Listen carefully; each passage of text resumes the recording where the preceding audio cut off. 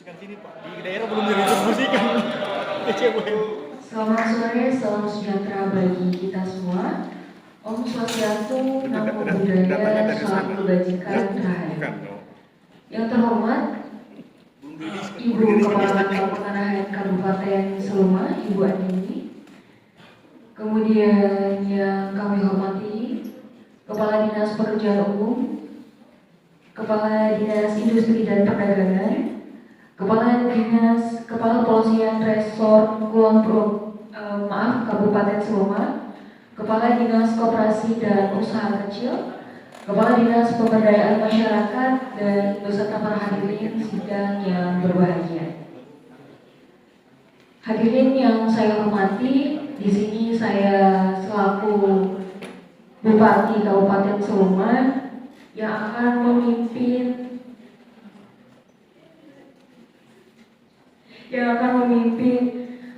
sidang pada sore hari ini. Sebelum itu, kita semua mengetahui bahwa reforma agraria adalah salah satu upaya penting dalam menciptakan keadilan sosial bagi seluruh rakyat Indonesia. Melalui redistribusi dan penanganan kembali pemilikan, penggunaan dan pemanfaatan, itu akan mengurangi ketimpangan dan meningkatkan kesejahteraan masyarakat. Hari ini kita berkumpul untuk membahas mengenai langkah-langkah strategis dan melanjutkan program revisi ini di daerah Kabupaten Seluma, tepatnya di Dusun Baru, Kecamatan Ilirtalo, Kabupaten Seluma. Sebagai Bupati, tentunya saya sangat mengapresiasi dedikasi dan kerja keras seluruh anggota gugus tugas yang telah berupaya keras dalam mengidentifikasi, merencanakan, melaksanakan program-program yang relevan dengan kebutuhan masyarakat saat ini. Hadirin sekalian, langsung saja di sini saya selaku pemimpin sidang akan membuka sidang gugus tugas reforma agraria Kabupaten Seluma, Provinsi Bengkulu. Resmi saya buka.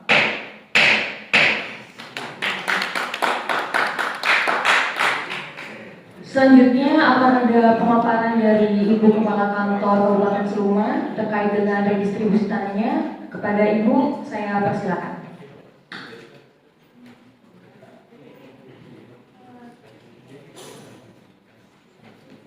Terima kasih atas waktu yang telah diberikan oleh Ibu Bupati.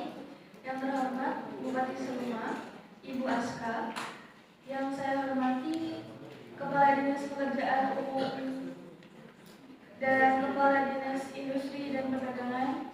Kemudian yang saya hormati pula Kepala Dinas Koperasi dan Usaha Kecil serta Dinas Pemberdayaan Masyarakat. Baik, akan kita mulai sidang gugus tugas reforma agraria di Dusun Baru, Kecamatan Ilirtalo, Kabupaten Seluma, tahun anggaran 2024.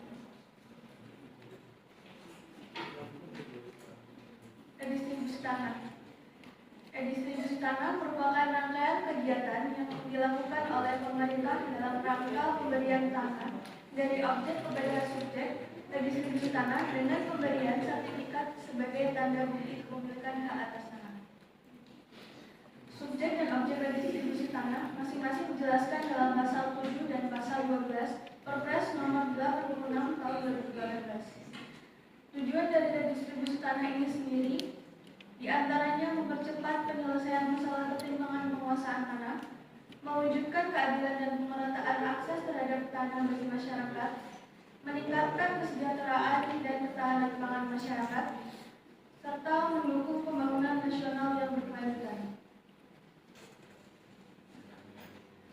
Untuk redistribusi tanah sendiri ada 6 tahapan. Yang pertama tahap perencanaan dan persiapan, kemudian verifikasi dan validasi data, yang ketiga pengukuran dan pemetaan tanah, yang keempat penyusunan dan pengusahaan monumen, yang kelima penyerahan tanah kepada penerima, dan yang terakhir yaitu monitoring dan evaluasi. Berikut adalah jadwal pelaksanaan redistribusi tanah. Untuk perencanaan dan persiapan itu dimulai pada bulan pertama, minggu pertama, hingga minggu keempat, hingga bulan kedua, minggu kedua. Kemudian langkah verifikasi dan validasi data dimulai pada bulan kedua juga. Kemudian penetapan dan pengukuran tanah di bulan keempat pada minggu pertama. Kemudian penyusunan dan pengesahan dokumen dilakukan pada bulan kelima, dan penyerahan tanah kepada penerima dilaksanakan pada bulan ke-6. Kemudian tahapan yang terakhir yaitu monitoring dan evaluasi dilaksanakan pada bulan ke-7. Subjek reforma agraria. Subjek reforma agraria berdasarkan pasal 19 ayat 1.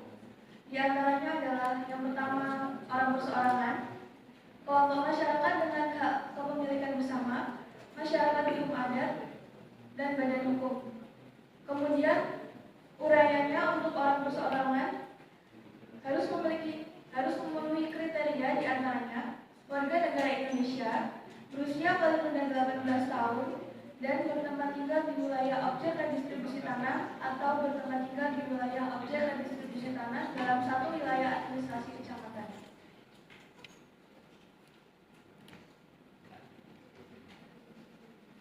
Untuk persyaratan sebagai subjek reforma agraria, yang pertama harus mengusahakan dan memanfaatkan sendiri tanahnya.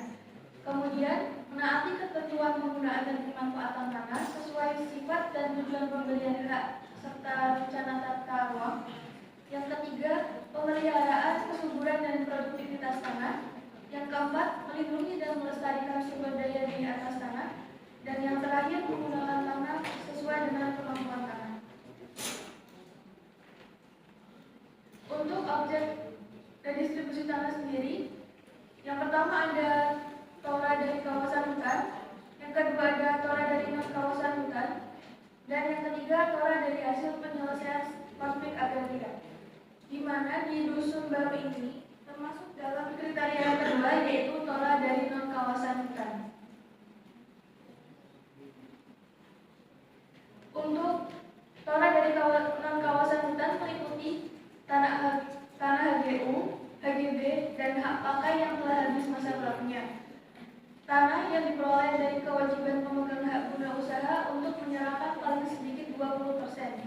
Kemudian, tanah yang diperoleh dari kewajiban menyediakan paling sedikit 20% dari pelepasan kawasan hutan. Lalu, tanah yang diperoleh dari kewajiban menyediakan paling sedikit 20% dari luas tanah negara. Lalu, tanah negara bekas tanah terlantar, tanah yang berasal dari pelepasan atau penyerahan hak pengelolaan, tanah yang berasal dari paling sedikit 30% dari tanah negara yang diperuntukkan untuk bank tanah, tanah hasil penyelesaian konflik agraria, tanah bekas tambang yang berada di luar kawasan hutan, tanah timbul, dan tanah yang dilepaskan secara sukarela. Kemudian berikut adalah hasil inventarisasi subjek dan objek redistribusi tanah. Di sini ada 10 penerima.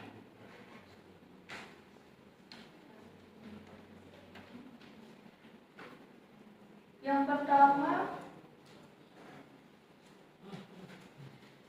ada Ibu Fitri, kemudian yang kedua ada Bapak Mauludin, yang ketiga Ibu Betty, yang keempat Ibu Ima, kemudian ada Bapak Fadli, Ibu Anissa, Ibu Lisa, Bapak Yono, Bapak Hamid, dan yang terakhir Bapak Doni. Berikut adalah peta keliling objek redistribusi tanah.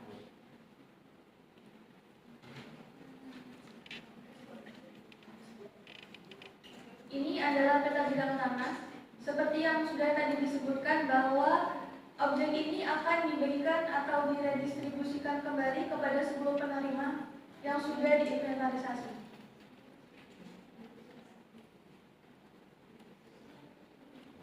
Ini merupakan hasil inventarisasinya sesuai seperti tahap yang sudah diinventarisasikan.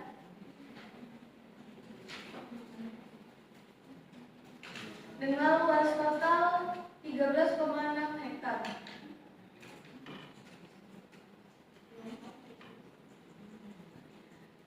Yang terakhir, penataan aset dan penataan akses.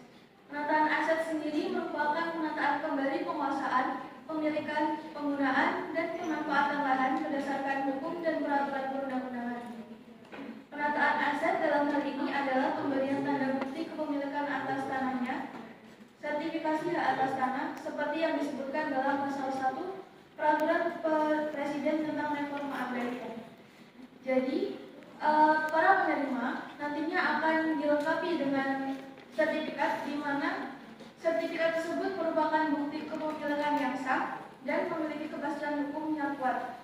Dan kami tekankan sekali lagi kepada Bapak Ibu penerima nantinya agar senantiasa mengoptimalkan aset yang telah didapatkan serta tidak melakukan pemindahan kepemilikan dalam kurun waktu minimal 10 tahun.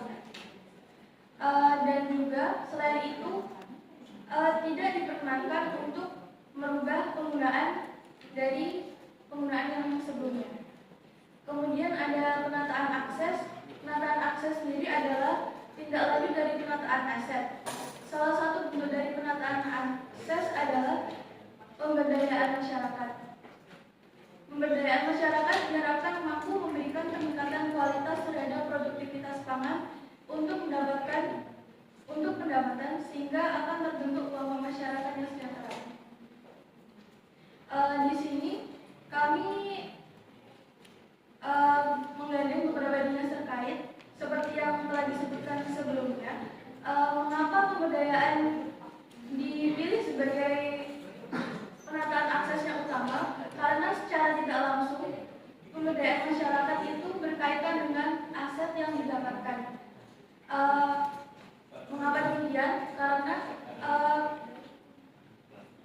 Karena jika masyarakat yang menjadi penerima tidak dapat mengelola aset tersebut, maka aset tersebut akan menjadi benda tidak bergerak atau dalam kata ini tidak bermanfaat secara optimal.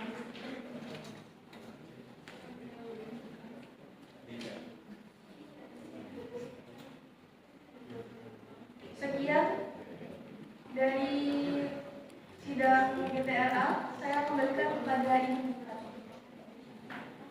Baik, terima kasih kepada Ibu Antini yang telah memaparkan pelaksanaan redistribusi tanah di Dusun Baru. Yang ingin saya tanyakan terlebih dahulu Ibu terkait subjek dan objeknya itu sudah valid dan sesuai ya? Sudah sesuai, berarti bisa kita tulis nanti di keputusan akhir bahwa subjek dan objeknya adalah sebanyak 10 orang kakak, 10 kakak dan seluas 13,6 hektar. Baik. Kemudian saya ingin bertanya juga dari kepala dinas terkait, terutama di sini saya ingin menanyakan kepada kepala dinas pekerjaan umum, kepada Bapak, kepada Ibu, apakah ada rencana dan rencana prioritas untuk pembangunan terhadap infrastruktur di tanah hasil regis ini, Ibu? Mungkin bisa langsung dijawab.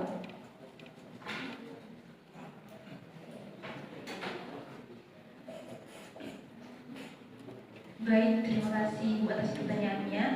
Izin Ibu Bupati, kakak serta dinas yang terkait, langsung saja.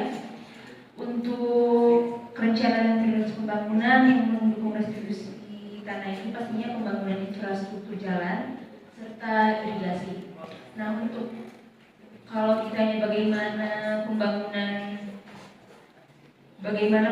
rencana ini untuk infrastruktur jalan, itu membangun jalan yang memadai untuk menghubungkan lahan yang didistribusikan dengan jaringan transportasi utama. Ini akan meningkatkan aksesibilitas bagi petani serta memfasilitasi distribusi hasil pertanian. Dan untuk sistem irigasi, ini memasang sistem irigasi yang sesuai untuk memastikan pasokan air yang cukup untuk lahan pertanian. Irigasinya bisa berupa sistem pipa, saluran atau penggalian kanal tergantung pada kondisi geografis dan kebutuhan air setempat. Mungkin itu saja. Mungkin sudah direncanakan terkait pembangunan infrastruktur ya, Bu ya. Terus tadi juga kita lihat petanya juga jalannya sudah ada, tinggal nanti dibangun sesuai dengan sesuai dengan mendekati jalan utamanya. Kemudian yang ingin saya tanyakan kembali usulan mungkin dari Kepala Dinas Industri dan Perdagangan, apakah ada program khusus Bapak untuk meningkatkan kapasitas industri dan perdagangan di kawasan yang menerima asuransi? Baik, langsung saja terima kasih Ibu Bupati atas waktunya. Yang saya hormati Ibu Bupati sendiri, kemudian Kepala Kantor serta Kepala Dinas terkait lainnya. Di sini saya selaku Kepala Dinas Industri dan Perdagangan menanggapi terkait hasil program redistribusi tanah yang sudah dilakukan inventarisasi tahun kurang kemarin. Untuk tindak lanjut ke depannya, kami dari Dinas Industri dan Perdagangan akan berusaha untuk membantu dan memfasilitasi masyarakat guna untuk meningkatkan hasil produksi pertanian. Tentunya kerjasama ini tidak hanya mengikat dari dinas kami, serta kami membutuhkan dukungan dari Ibu Bupati sendiri, kemudian dari BPN serta stakeholder yang terkait.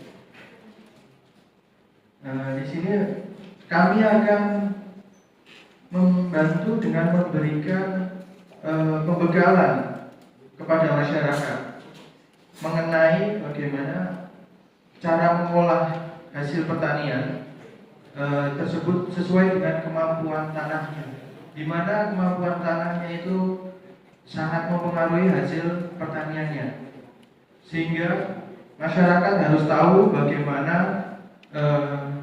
terkait tanahnya nanti akan ditanami oleh oleh tanaman apa, sehingga nanti tanahnya itu sangat berpengaruh untuk hasil produksinya. Selanjutnya, untuk menanggapi hal tersebut, dari kami akan memberikan solusi serta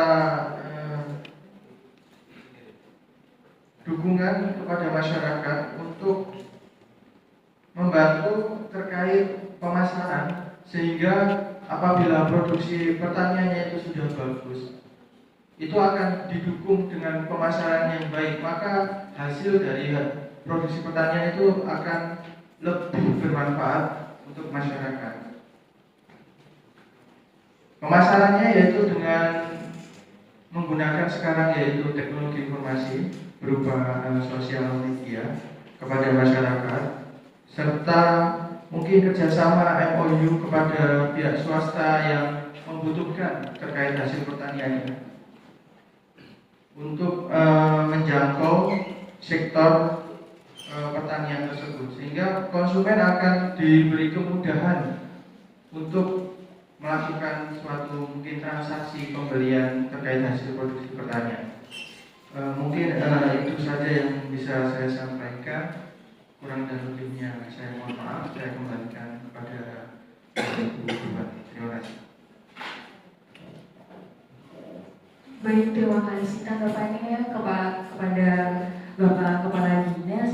Mungkin bisa dikomitmenkan ya Pak ya terkait pelatihannya, kemudian apalagi ini menyangkut teknologi, jadi masyarakat benar-benar saya mohon untuk dibimbing gitu Pak, sampai nanti bisa meningkatkan kesejahteraan ekonomi masyarakat yang menerima hasil dari sini. Kemudian Ibu ini selaras dengan koperasi dan usaha kecil Ibu, mungkin pengembangannya akan seperti apa Ibu? Mungkin bisa langsung jawab.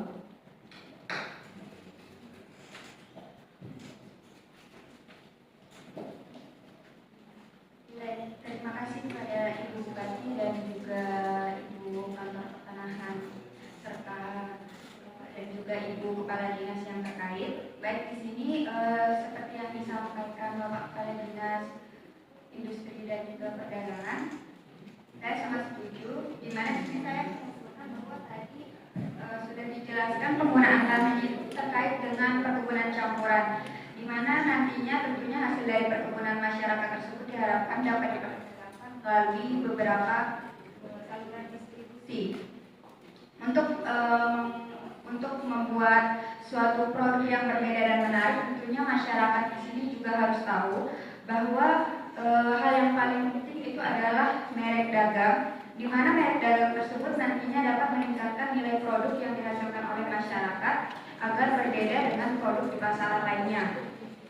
Kemudian tentunya di sini seperti yang disampaikan tadi, kami tidak hanya sekedar mengusulkan, namun juga di sini kami akan mendorong dan juga membantu masyarakat untuk mengadakan pelatihan dan juga pembinaan mengenai bagaimana pembuatan merek dagang tersebut, sehingga produk yang dihasilkan masyarakat dapat bersaing dengan produk yang di luarnya.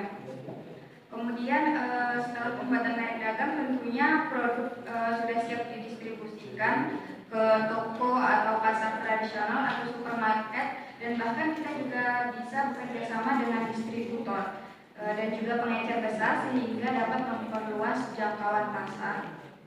Dan kemudian dengan strategi pemasaran yang tepat, tentunya produk yang dihasilkan oleh masyarakat tidak hanya memenuhi kebutuhan lokal, tetapi juga di sini memiliki potensi untuk diekspor serta meningkatkan pendapatan dan juga kerjasama petani serta masyarakat di sekitarnya.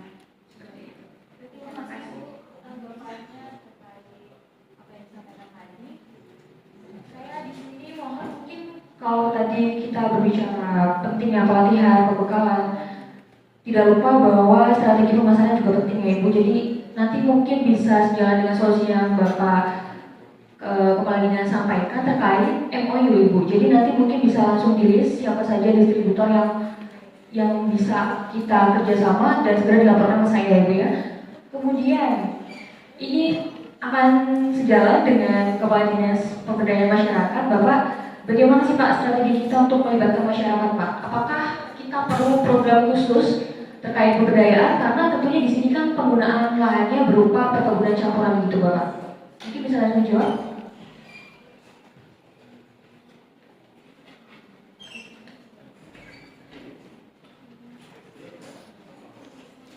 Baik, terima kasih atas waktunya. Izin Ibu Bupati, Kepala Kantor, dan juga Kepala Dinas terkait. Program yang dapat kita berikan adalah dengan menyelenggarakan sosialisasi dan edukasi mengenai manfaat program pengelolaan lahan pertanian berkelanjutan. Melalui penyuluhan dan workshop yang melibatkan warga desa, mereka dapat lebih memahami pentingnya mengelola lahan pertanian secara berkelanjutan dan dampak positifnya bagi kehidupan mereka dalam menjaga dan memanfaatkan tanah yang mereka terima masyarakat dengan peningkatan kapasitas warga dalam pengelolaan lahan pertanian dengan tidak menyewakan lahan atau menggadaikan tanah hasil redistribusi.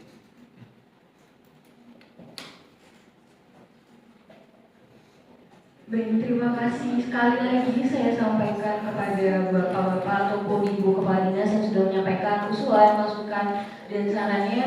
Saya berharap apa yang menjadi komitmen kita pada siang hari ini bisa segera terlaksana, karena mungkin kemarin-kemarin kita hanya sama-sama bekerja, tapi kali ini saya mau kita sama-sama bekerja sama untuk mensukseskan program reforma agraria ini. Baik, bisa dapat kita simpulkan terkait dengan hasil rapat siang hari ini bahwa sebagaimana dimaksud dalam keputusan Presiden Republik Indonesia nomor 55 tahun 1980 tentang organisasi dan tata kerja penyelenggara land reform yang dibentuk berdasarkan surat keputusan Bupati Kabupaten Sema nomor 40 garing Kep strip 67 garing 4 garing 2020 tanggal 2 April 2024 telah melaksanakan sidang dalam rangka penetapan tanah eks hak guna bangunan PT Jaya Abadi menjadi objek redistribusi tanah seluas 13,6 hektar sebagaimana diuraikan dalam peta keliling nomor 1 garing Selma garing 2024 tanggal 1 Juni 2024 yang menjadi lampiran pertama. Kemudian terletak di Desa Dusun Baru, Kecamatan Ilir-Talo, Kabupaten Suma, yang telah digarap atau dikuasai oleh Ibu Andi dan kawan-kawan sebanyak 10 kakak, 10 bidang, sebagaimana tersebut pada lampiran 2 berita acara ini.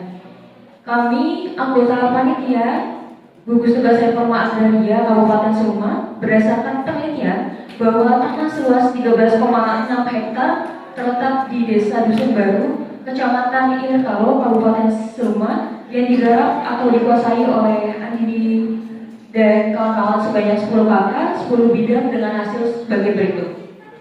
Yang pertama, tanah yang dikuasai langsung oleh negara yang berasal dari tanah ex-HGB PT Jaya Abadi. Benar begitu, Ibu? Apakah disetujui? Kita setujui. Selanjutnya, tanah tersebut tidak dipergunakan dan atau dicadangkan untuk kepentingan izin lokasi, izin pertambangan, serta kepentingan lain oleh pemerintah Kabupaten Suma. Kita setujui? Selanjutnya, berdasarkan arahan fungsi rencana tata ruang Kabupaten Suma, lokasi yang dimaksud bukan masuk dalam kawasan kehutanan, alias di luar area kawasan hutan. Apakah itu disetujui? Tidak. Yang kelima, tidak dalam keadaan sengketa baik batas-batasnya maupun kepemilikannya dengan pihak manapun. Disetujui? Para calon subjek penerima tanah dimaksud telah mengusahakan tanah ex-HGB PT Jaya Abadi. Disetujui?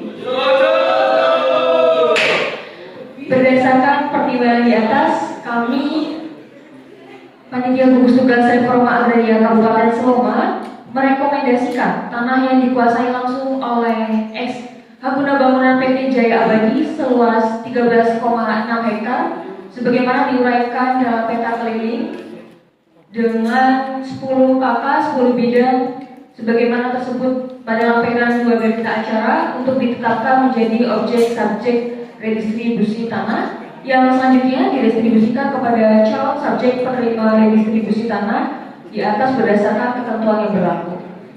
Demikian berita acara sidang gugus tugas reforma agraria Kabupaten Suma kami buat pada tanggal hari ini di atas untuk dipergunakan sebagaimana mestinya. Sudah disepakati semua keputusan dan komitmen kita bersama, maka dari itu saya selaku pimpinan sidang akan menutup sidang gugus tugas reforma agraria ini. Saya tutup sidang pada siang hari ini. Terima kasih.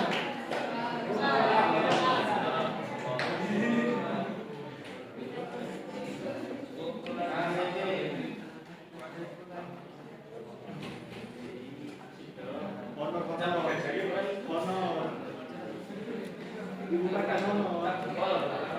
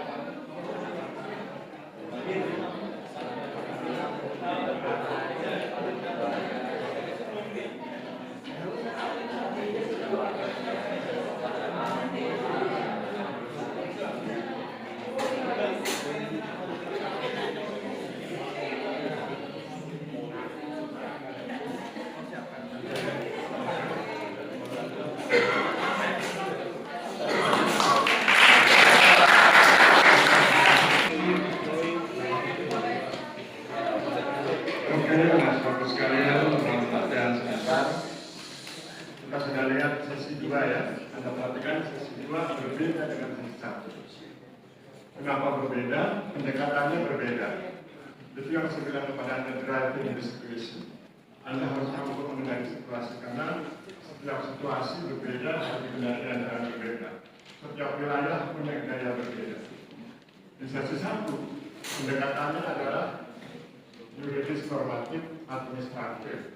Jadi pendekatannya beliau dari sesi satu itu terutama kepala kantor, perhatiannya pada yuridis, aspek yuridisnya, normanya, isi dari kalimat yang dibahas, disepakati. Kemudian administratif, pengadministrasiannya itu sesi satu. Sesi dua, pendekatannya adalah manajerial politis. Kenapa manajerial politis? Karena dia ingin bupati memberi tekanan pada masing-masing kepala dinas untuk bersungguh-sungguh dengan komitmennya. Maka Anda perhatikan gaya bupatinya kan beda. Gaya bupatinya lebih tegas. Pertanyaannya menekan kepada kepala dinas untuk menyampaikan komitmen dengan sungguh-sungguh dan harus dilaksanakan. Kalau yang sesi satu, bupatinya lebih soft, lebih lembut. Kepala dinasnya agak lembut sedikit, nggak jelas komitmennya mau ngapain. Misalnya desa sudah bikin jalan, tapi PU-nya mau ngapain? Yang bikin jalan desa pakai dana desa lagi. PU-nya nggak jelas mau ngasih bantuan apa. Itu gaya bupatinya. Oleh sebab itu nanti kalau Anda di alam nyata, situasi di alam nyata, itu yang harus Anda pahami. Bahwa tiap wilayah berbeda, tiap bupati berbeda, tiap kepala kantor berbeda, dan teknisnya berbeda. Pertanyaannya adalah, apakah di sesi kedua kepala kantor tidak melakukan lobby? Melakukan lobby. Lobby dilakukan, korespondensi dilakukan, datanya ada sebetulnya, tetapi itu tidak ditampilkan di forum. Karena yang di forum yang dibutuhkan adalah kemampuan manajerial sang bupati dan kepala kantor. Tapi kan begitu ya, itu analisisnya. Jadi situasi itu bisa terjadi di mana saja dan bisa berbeda. Dan penting nasihat saya pada Anda adalah drive to situation. Kendarai setiap situasi. Termasuk hari ini ya, hari ini Anda harus mengenali situasi dikasih pembekalan PKN jam 16 tuh. Padahal harus pakai pakaian olahraga ya, saya tadi dengar. Sementara Anda masih pakai seragam. Kalau nanti nggak sama pakai pakaian olahraga, Anda bilang ini sampai selesai kuliah dari Pak Aris. Begitu. Oke, sampai ke demikian. Ini pertemuan kita yang terakhir. Secara administratif sudah beres. Saya sudah berhak memberi nilai. Nilai Anda antara 85 sampai 95. Kemudian nilai baru akan saya keluarkan kalau laporan Anda diserahkan ke saya lewat WA Group dalam bentuk PDF. Kapan diserahkannya? Tergantung kesepakatan saya dengan Kongres. Nanti Kongres situasional kondisional yang situasinya. Kalau Anda sedang PKL jangan diganggu, selesai PKL baru kemudian kita bikin laporan. Ya? Begitu laporan keluar, nilai Anda antara 85 sampai 95. Kenapa tidak 100 Pak Aris? Faktor error itu 5%, jadi nggak boleh 100. Kemudian, bagaimana cara membedakannya Pak Aris? Mana yang 85, mana yang 86, sampai 95? Lewat aktivitas kelas, lewat video, makanya saya rekam. Lewat video gaya bupatinya, gaya kepala kantornya itu kan unik ya. Tapi demikian. Kemudian, karena ini hari terakhir, saya minta maaf kalau selama bertemu Anda saya sering makan tekanan agar Anda lebih semangat belajar. Nanti kita akan mulai di semester 5. Mata kuliah saya adalah metodologi penelitian. Anda akan saya ajarkan cara membuat skripsi. Sampai demikian, terima kasih. Saya akhiri. Wabillahi taufiq wal hidayah. Wassalamualaikum warahmatullahi wabarakatuh.